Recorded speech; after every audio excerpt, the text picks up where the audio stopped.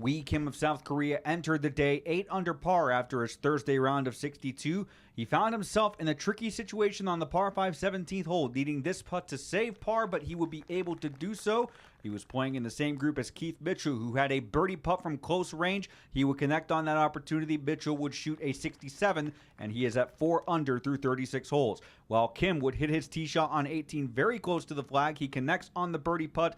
Kim would post a second round of 68, and he is 10 under through 36 holes. Didn't change anything, just try to play my game, and then I felt it was really good. In the morning when I was warming up, I feel really good, and just try to be more positive. The front nine was a little struggle. I hit in the water, and then it was still okay, and trying to make more birdies. But it doesn't matter how easy it is. Guys are good. And guys are going to play well when the conditions are this good. So a couple good ones early, but very, very scoreable golf course. I just told my caddy I think I can get a little bit more aggressive off the tee. I was hitting the fairways, but some distances that really are not attackable distances. I think I'm going to be a little bit more aggressive off the tee. In one of the marquee pairings of Friday morning, Brandt Snedeker had an ideal start to the front nine with birdies on both 1 and 3. He is currently at 7 under.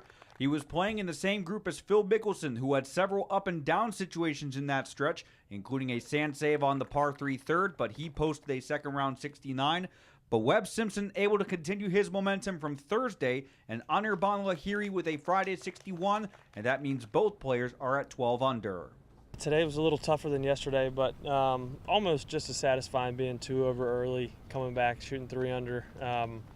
It's not the shots I wanted on 11, 12, and 13, but I'm going to learn from it, maybe change the shot up for those holes tomorrow, and really proud of the way I hung in there. I think conditions-wise, yesterday afternoon, obviously we didn't have any rain. The green started drying out and got a little bumpy, a little bit chewed up, which you expect because these greens are so nice.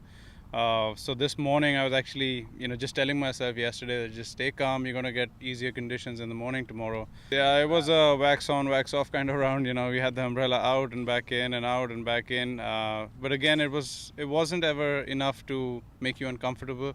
The temperatures were really nice. So another exciting day of golf that would continue from the morning into the afternoon session. And for more on that, here's Nolan Knight. It was another beautiful day at the Greenbrier, and of course another day of low scores. Kelly Kraft is your leader after 36 holes at 13 under, and the first cuts have been made at 3 under par. Bubba Watson was the name that got the crowds moving on Friday afternoon. The two-time major winner came into the day 2 under, but would have some frustrations through his first 36 holes. My wife had it talking to me last night. Some attitude was terrible, so I had to change it.